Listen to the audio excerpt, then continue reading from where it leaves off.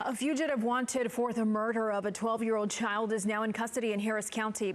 Border Patrol agents say they captured him at the U.S.-Mexico border. But ABC 13's Brooke Taylor started questioning the details surrounding his capture at the border.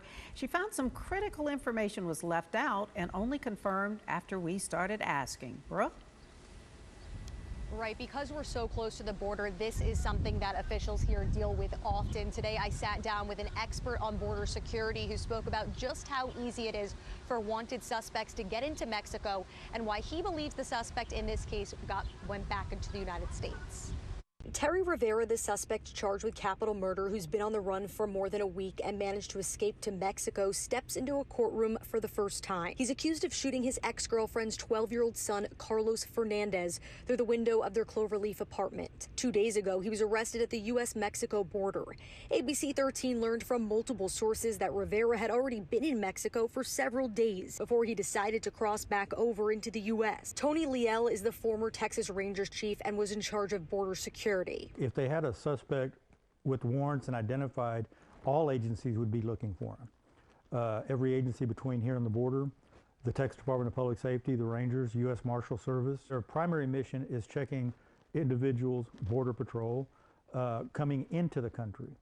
So exiting the country, they would be on alert, and the person would be red flagged. You mentioned all those different agencies. How did someone manage to escape them and evade them, cross into Mexico, and he went undetected for a week? Even if you're wanted and you get in the trunk of a car with someone that's not in any way, shape, or form tied to what they're looking for, that car could just drive across. Rivera's mother, Alva Cornejo, is accused of helping him flee to Mexico. She's not a U.S. citizen and is from El Salvador and is currently on an ICE immigration hold. So I believe that that could have motivated him with the thoughts of, if I go back, if I turn myself in,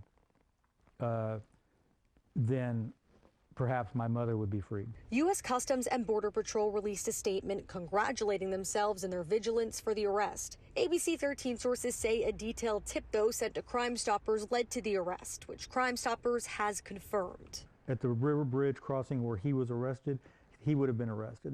He would have been flagged. You know, they had his ID already, and I think he may have already known that. I think he knew that. And a spokesperson for Crime Stoppers says a committee will now review whether that tipster will get a reward. Meanwhile, even though the suspect here is charged with capital murder, he will not receive the death penalty. That's because the in-state law right now, you cannot pursue capital punishment against people who are accused of killing children who are between 10 to 15 years old.